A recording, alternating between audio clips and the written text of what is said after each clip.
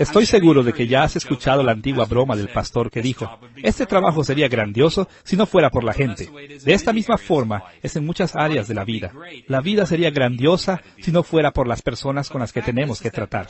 Pero el hecho es que no nos podemos alejar de las personas. La vida se hace teniendo a otros en todo nuestro derredor. Y así fue con los profetas del Antiguo Testamento. Ellos también trataron con personas. Por esta razón, hemos titulado esta lección, El pueblo del pacto. Examinaremos tres conceptos. Primero, la humanidad y el pacto. ¿Cómo vieron los profetas del Antiguo Testamento una relación de pacto entre Dios y todas las personas? Segundo, Israel y el pacto. ¿Qué papel especial tenía el pueblo de Israel por medio de la relación del pacto? Y después, finalmente, la salvación y la comunidad del pacto.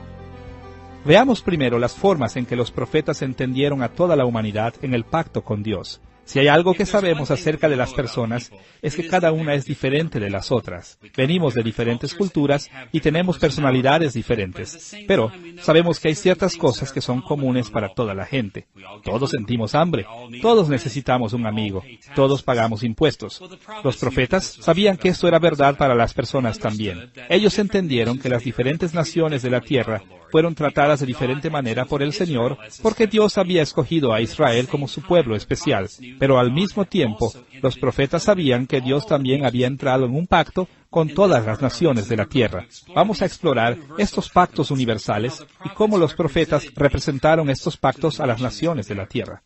Aunque diferentes grupos cristianos manejan los pactos de diferente manera, es seguro decir que muchas tradiciones cristianas han visto 5 eventos principales del pacto en el Antiguo Testamento. Estos eventos moldearon significativamente la historia de la Biblia. Dios estableció los pactos entre Él mismo y su pueblo por medio de cabezas representativas. Estos representantes fueron Adán, Noé, Abraham, Moisés y David. Los pactos con Adán y Noé están separados de los otros porque fueron pactos universales. Estos fueron pactos establecidos entre Dios y toda la humanidad. No fueron para un pueblo en particular, sino para toda la gente. Estos establecieron arreglos permanentes entre Dios y cada ser humano. Estos pactos universales les proporcionaron a los profetas orientación teológica importante, en tanto servían como los emisarios del pacto de Dios. Mientras exploramos estos pactos universales, veremos 2 asuntos diferentes. Primero, ¿cuáles fueron las preocupaciones centrales de esos pactos universales? Y segundo, ¿cómo dependían los ministerios de los profetas de estos pactos? Veamos primero las preocupaciones centrales de los pactos con Adán y Noé.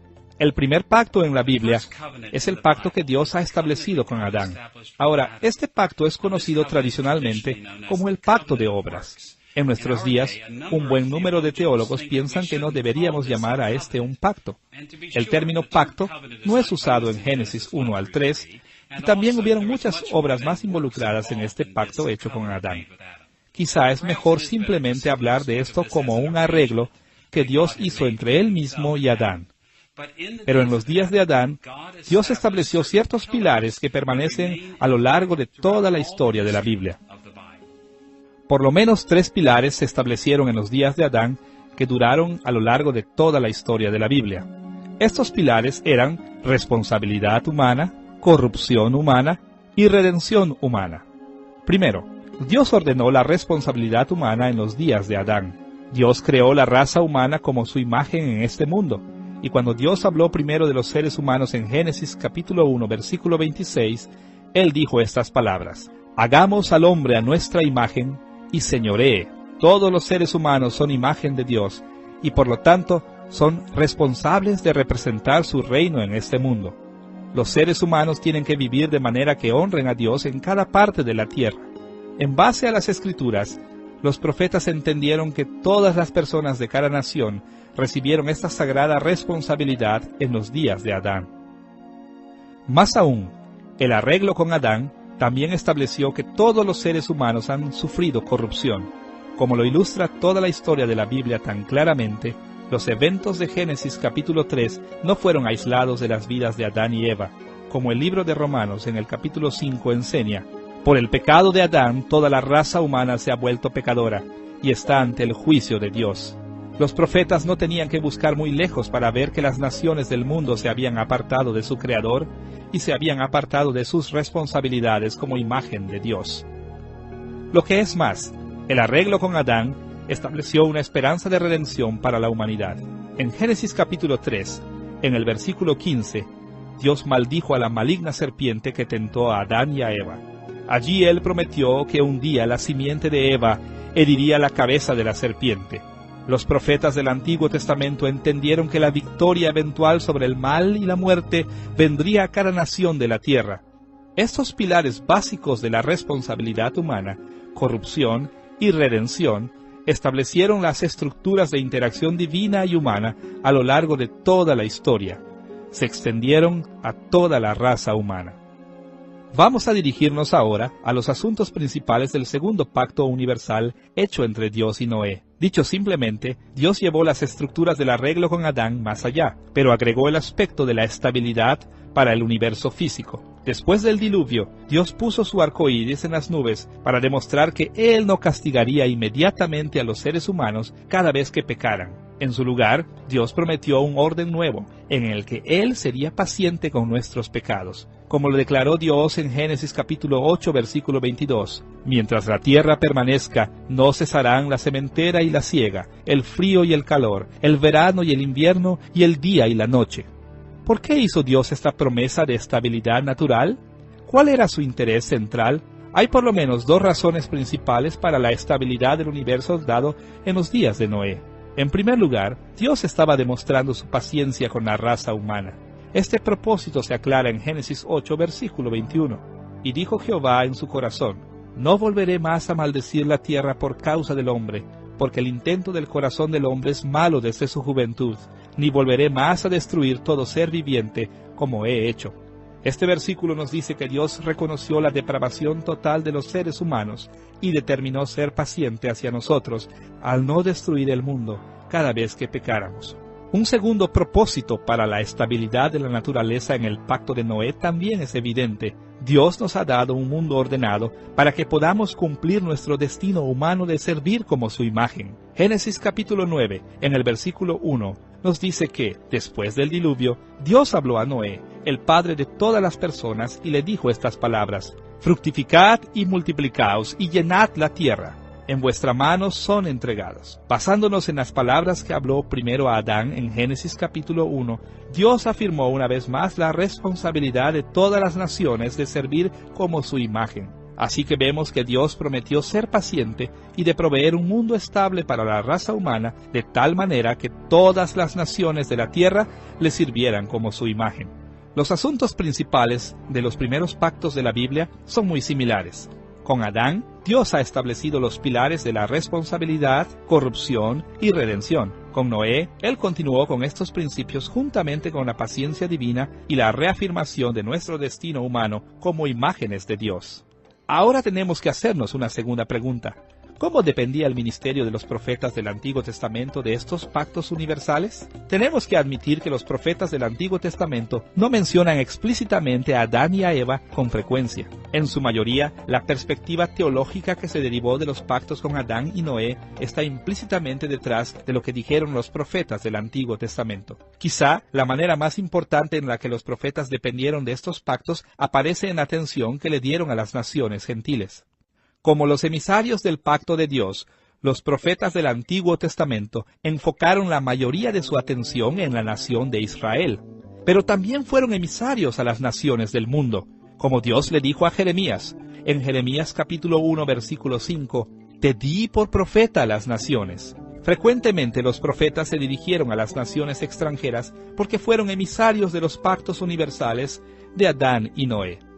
El asunto profético para las naciones fue en dos direcciones.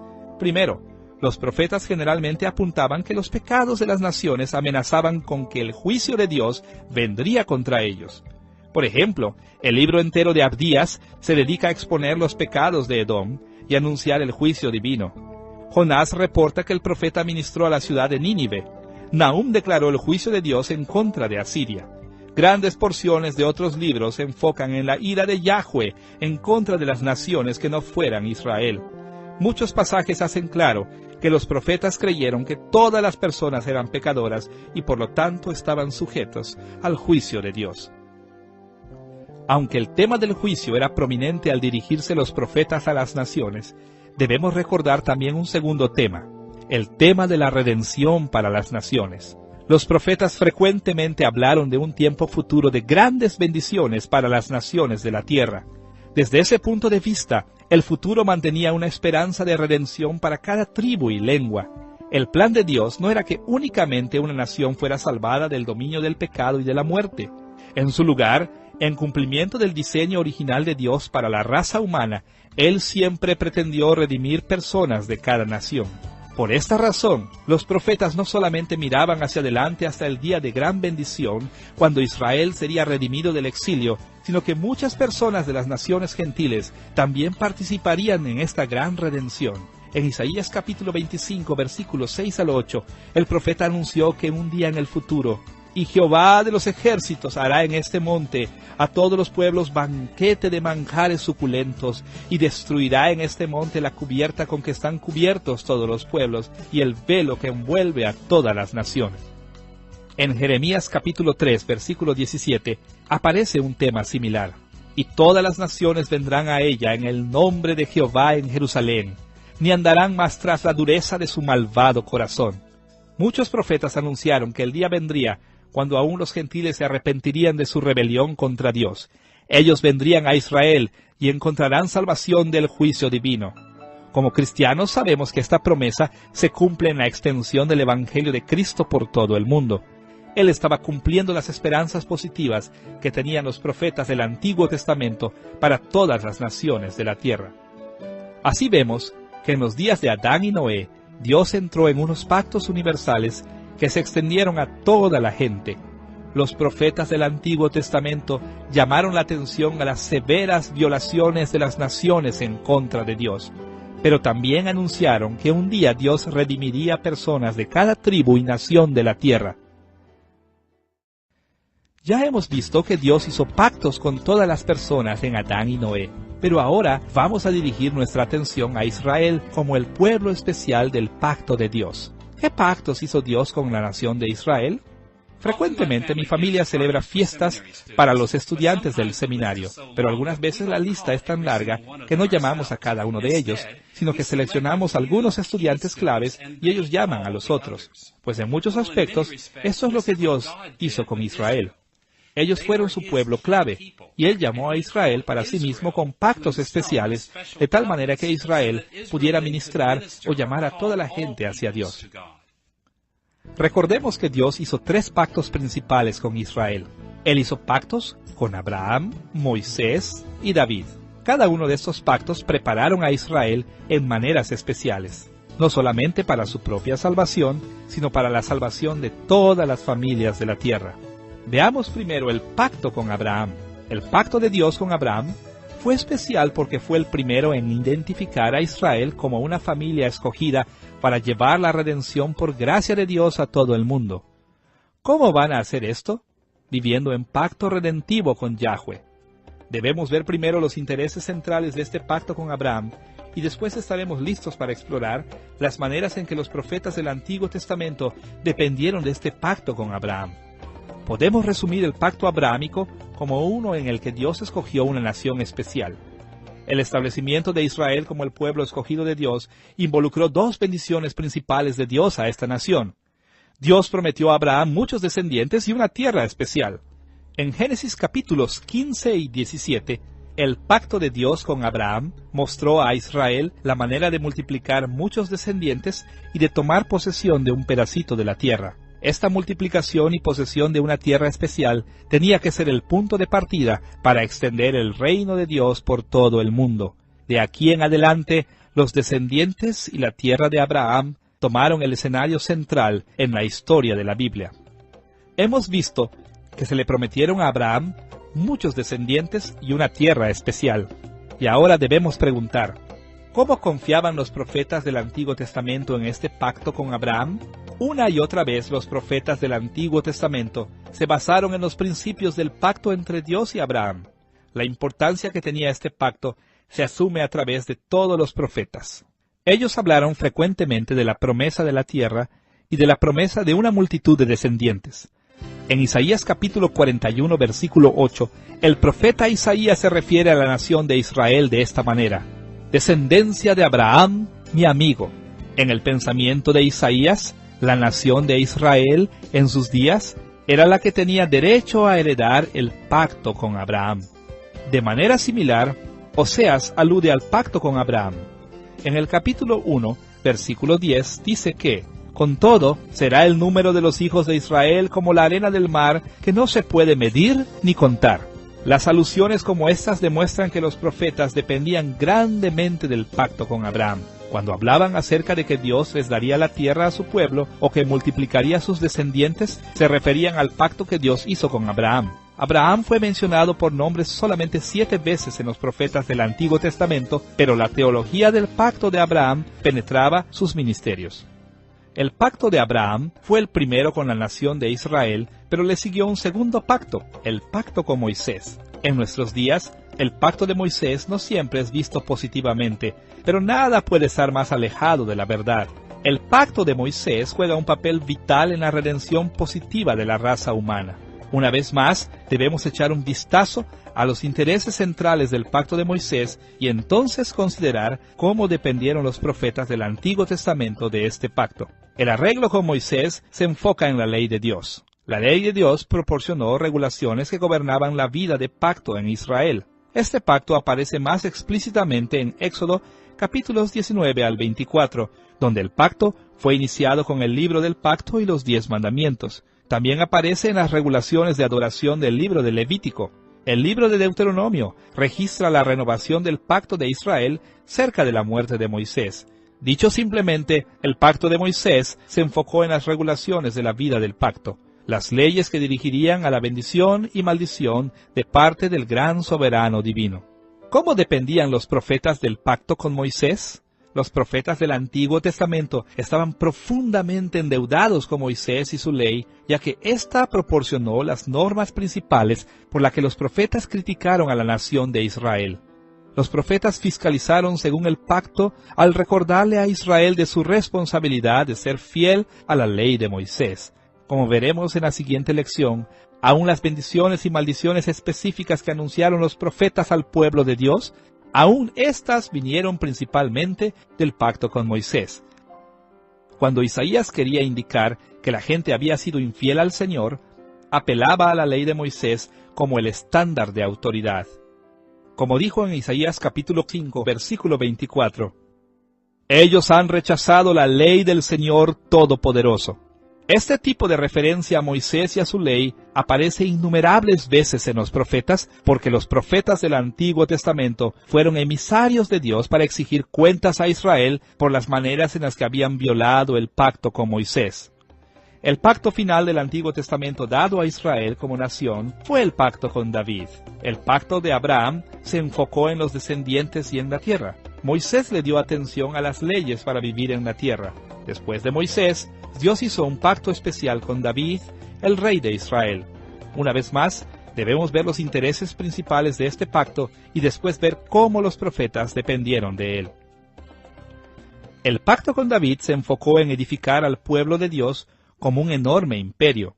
El pacto con David aparece en el segundo libro de Samuel, capítulo 7, en el Salmo 89 y en el Salmo 132.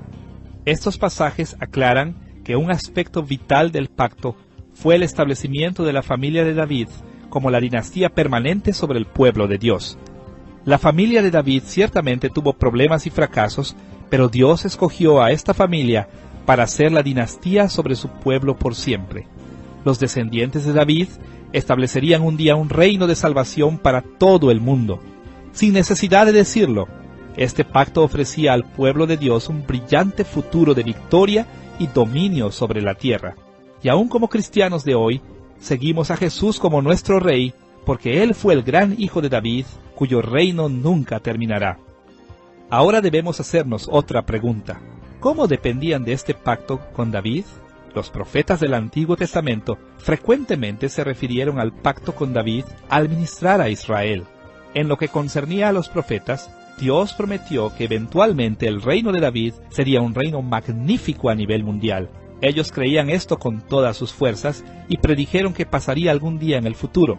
En Amós, capítulo 9, versículo 11, el profeta describe los días de la restauración después del exilio de esta manera: En aquel día yo levantaré el tabernáculo caído de David, y cerraré sus portillos, y levantaré sus ruinas, y lo edificaré como en el tiempo pasado. Los profetas muchas veces hablan de esta manera acerca del pacto davídico. Este pacto fue tan importante para ellos que mencionan a David por nombre 34 veces.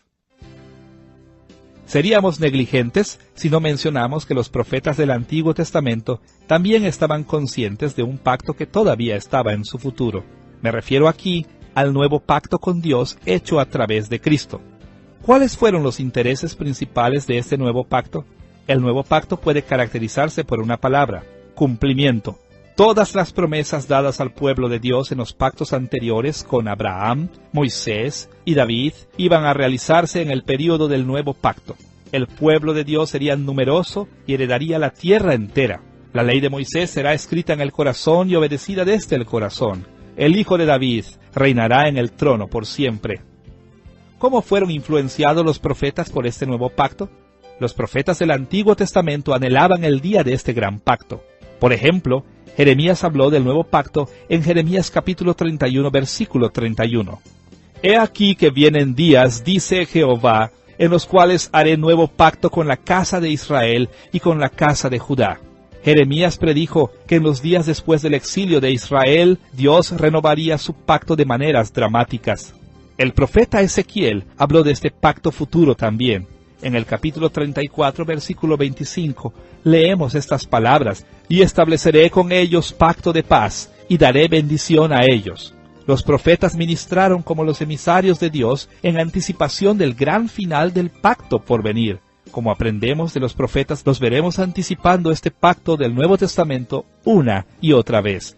Los pactos que Dios estableció con Israel guiaron a los profetas en todo lo que hicieron. Ellos entendieron que Dios tuvo un papel especial para la nación de Israel, y que los pactos con Abraham, Moisés y David, y aún el nuevo pacto, guiaron a Israel en ese papel especial. Así que, cuando los profetas ministran al pueblo de Dios, ellos ministran dentro de los límites de esos pactos especiales que Dios hizo con su pueblo. Hasta aquí, en esta lección acerca del pueblo del pacto, hemos visto que los profetas servían como emisarios de los pactos de Dios con la humanidad en general y con Israel. Toda la gente de la tierra estaba sujeta a los pactos universales con Adán y Noé, pero los israelitas y los gentiles que se convirtieron a su fe estaban en pactos muy especiales con Dios. Ellos eran separados del resto de la humanidad. Hasta este punto, necesitamos ver otro aspecto del pueblo del pacto. ¿Cómo entendieron los profetas la salvación en la comunidad del pacto? Frecuentemente a los cristianos modernos se les hace difícil entender la salvación en el pacto porque hacemos distinciones que los profetas no seguían. Bajo la influencia del reavivamiento, muchas veces dividimos la raza humana en dos grupos ordenados: aquellos que son salvos y aquellos que no son salvos, o los regenerados y los no regenerados. Ahora, no malentendamos. Esa distinción es muy importante porque las personas son una de dos: salvas o no salvas. Pero al mismo tiempo, estas no son las categorías en que los profetas del Antiguo Testamento pensaban. Una de las mejores maneras de comprender cómo entendían la salvación los profetas es hacer distinciones entre tres diferentes tipos de personas en el mundo. Primero, aquellos fuera de la comunidad del pacto de Israel. Segundo, aquellos que estaban en la comunidad visible del pacto de Israel. Y tercero, aquellos que estaban dentro de la comunidad invisible del pacto. Consideremos primero la categoría de aquellos que están fuera del pacto. En realidad, esta es la categoría de personas más obvia que siguieron los profetas. Estas son personas fuera del pacto que Dios hizo con Israel. Cuando Dios escogió a la nación de Israel y le dio sus pactos especiales en Moisés, Abraham y David, esta elección de Israel significó que las otras naciones de la tierra no estaban dentro del pueblo elegido. Con raras excepciones de personas como Ruth y Rahab, los gentiles fueron separados del pueblo de Dios y por lo tanto estuvieron fuera de esos pactos especiales con la nación. Como hemos visto, los profetas creyeron que los gentiles estaban atados a los pactos universales de Adán y Noé. Las estructuras básicas de juicio y redención en estos pactos se aplicaban a todas las naciones, pero al mismo tiempo, durante los días del Antiguo Testamento, aquellos que estaban fuera de la comunidad del pacto o fuera de la relación de pacto especial de Israel con Dios, estas personas fueron cortadas de la posibilidad de la salvación. Su pecado les había dejado sin esperanza en el mundo. Pablo habló de esta manera en el libro de Efesios. En Efesios capítulo 2, versículo 11 y versículo 12, él dice estas palabras: Por tanto, acordaos de que en otro tiempo vosotros, los gentiles en cuanto a la carne, en aquel tiempo estabais sin Cristo, alejados de la ciudadanía de Israel y ajenos a los pactos de la promesa, sin esperanza y sin Dios en el mundo. Esta era la condición de las naciones gentiles durante los días del Antiguo Testamento. Ellos estaban fuera del pacto y, con raras excepciones, muy distantes de la posibilidad de la salvación que venía por medio de los pactos con Israel. La mayoría de los cristianos tienen un poco de dificultad para entender la categoría de los gentiles como fuera del pacto. Pero yo he encontrado que las dificultades comienzan a surgir cuando nos movemos hacia la segunda categoría de las personas en la perspectiva profética, las personas dentro de la comunidad visible del pacto de Israel. Cuando hablamos de la comunidad visible del pacto, tenemos en mente a todos aquellos en los días del Antiguo Testamento que fueron parte de la nación de Israel. Esta categoría incluía tanto a los verdaderos creyentes como a aquellos que no eran verdaderos creyentes. Aunque los protestantes antiguos usaron diferentes términos que los profetas usaron, los teólogos protestantes han descrito a la iglesia de maneras que hacen paralelo a la manera de pensar del profeta acerca de la comunidad del pacto de Israel. Me refiero aquí a la designación tradicional de la iglesia visible. Desafortunadamente, esta terminología no se usa mucho hoy día, así que necesitamos ver lo que querían decir con este término de la iglesia visible los protestantes antiguos. La Confesión de Fe de Westminster describe la iglesia visible de esta manera en el capítulo 25 en el párrafo 1. La iglesia visible consiste de todos aquellos por todo el mundo que profesan la verdadera religión y de sus hijos, y es el reino del Señor Jesucristo, la casa y la familia de Dios, fuera de la cual no hay posibilidad ordinaria de salvación. Esta descripción de la iglesia visible nos alerta acerca de dos aspectos de la comunidad visible del pacto. Primero, la iglesia visible incluye más que creyentes verdaderos. Muchas personas que vienen a la iglesia simplemente declaran seguir a Cristo, pero estos creyentes han estado separados del mundo por su asociación de la fe cristiana. Se han hecho miembros de la iglesia, pero todavía no son redimidos eternamente de sus pecados. Más aún, es importante notar los títulos especiales dados a la iglesia visible. Suena extraño para nuestros oídos, pero, de acuerdo a la teología protestante tradicional, la iglesia mezclada con creyentes y no creyentes se le puede llamar correctamente la iglesia, el reino, la casa de Dios y la familia de Dios. En vocabulario cristiano contemporáneo, nosotros reservamos estos títulos para las personas que creemos que son verdaderamente regeneradas y aquellos que están unidos irrevocablemente al cielo. Pero de acuerdo a la teología tradicional, estos términos son títulos generales que abarcan a todo aquel que está en la iglesia visible, sean o no verdaderamente redimidos. Cuando leemos a los profetas del Antiguo Testamento, no es difícil ver que ellos pensaron en modo similar acerca de la nación visible de Israel. Por ejemplo, los primeros capítulos de Oseas presentan un notable contraste de términos usados para describir a la comunidad visible del pacto. En el capítulo 1, versículos 3 al 9, Oseas anuncia grandes maldiciones que vendrían sobre el norte de Israel. Lo hace al darle a sus 3 hijos nombres que predicen maldiciones tremendas. Él nombró a uno Jezreel, recordando la destrucción que se llevó a cabo en Israel en los días de Jehú. Este niño simbolizó que Dios estaba amenazando destruir a Israel. Oseas nombró a su segundo hijo una niña, Lo-Ruhamah. Su nombre significa no amada por Dios. Y en este contexto el amor es un término que describe una positiva relación de bendición del pacto entre Dios y su pueblo. Esta niña simbolizaba que la bendición del pacto de Dios pronto sería quitada de la nación. El tercer hijo de Oseas fue llamado Lo-Amí, o no es mi pueblo. Esto simbolizaba la amenaza de que Dios desconocería a su pueblo al retirar las bendiciones de su pacto a la nación de Israel. Sin embargo, Oseas también le dio esperanza a aquellos que estaban por caer bajo el juicio de Dios, el exilio. El profeta aseguró a la nación de Israel que la restauración de la tierra se llevaría a cabo algún día. Para comunicar esta esperanza, Oseas recordó los nombres terribles que le dio a sus hijos una vez más.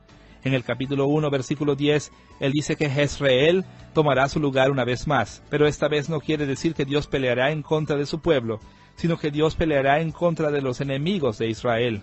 Más aún, cuando Dios regrese a los israelitas a sus tierras después del exilio, Él los llamará ahora Ruhamá, amado de Dios, de acuerdo al capítulo 2, versículo 1. En aquel día, aquellos a los que se les llama no es mi pueblo, se convierten en a mí, mi pueblo. Es importante ver que Oseas habla de la comunidad visible del pacto en términos contrastantes. El resto de las Escrituras aclara que Oseas no está hablando de las personas como si tuviera la salvación, después la perdieran y la obtuvieran de nuevo. Más bien, este es un lenguaje de pacto. Con estos títulos especiales, Oseas está anunciando que Dios retirará sus bendiciones del pacto, pero después algún día renovará su pacto e Israel recibirá las bendiciones de Dios otra vez. Hay muchos términos que normalmente reservamos en nuestro vocabulario para los verdaderos creyentes, que los profetas aplican a la comunidad del pacto visible de Israel. Cuando usamos el término elegido o escogido, generalmente nos referimos a los elegidos para salvación. Pero los profetas con frecuencia no querían decir esto.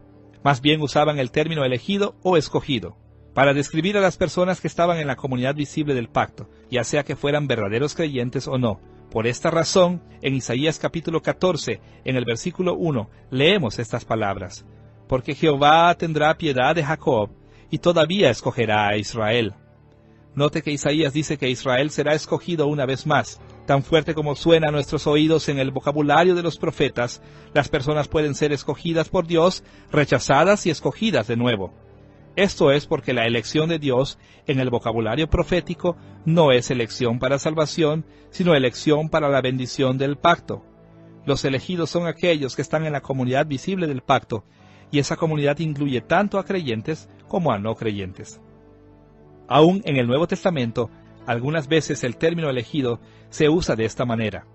Cuando Jesús dice en Juan capítulo 6, en el versículo 70, ¿no os he escogido yo a vosotros los 12, y uno de vosotros es diablo?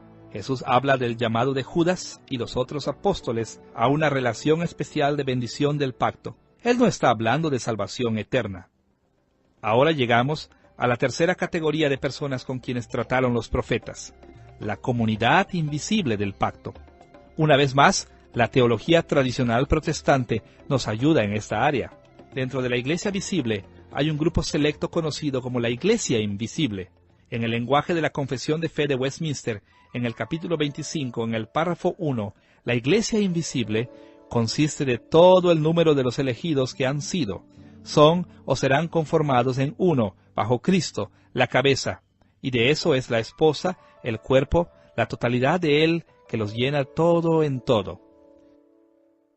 En esta declaración de la confesión, se describe a la iglesia invisible desde la perspectiva de Dios. Se define desde una perspectiva eterna como el número completo de seres humanos que vienen a la fe salvadora y que pasarán la eternidad en la bendición de Dios.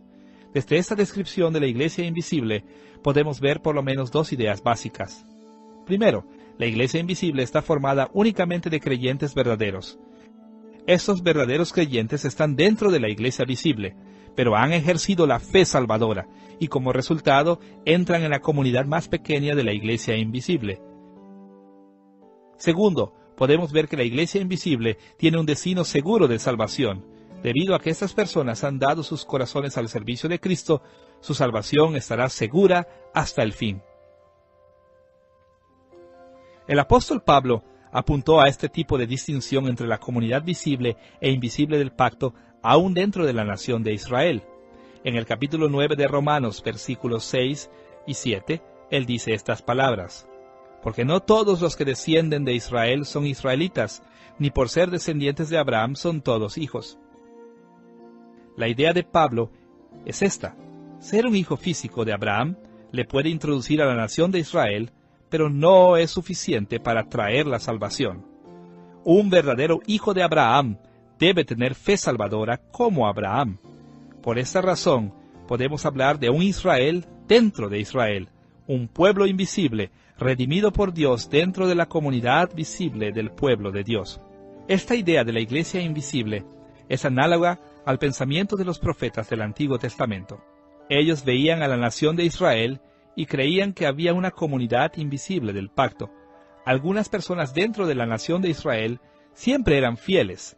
Ellos eran el remanente fiel porque habían ejercido la fe salvadora. Sus destinos eternos estaban seguros, aun cuando la nación como un todo pasaba por tiempos de juicio terrible. Esta distinción de un pueblo redimido dentro de la comunidad visible del pacto se hace clara en un buen número de pasajes en los profetas. Una y otra vez, los profetas distinguían entre los israelitas que estaban solo externamente en la comunidad visible del pacto de aquellos que se arrepentían genuinamente y estaban entre los verdaderos creyentes invisibles, cuyos destinos estaban eternamente fijos.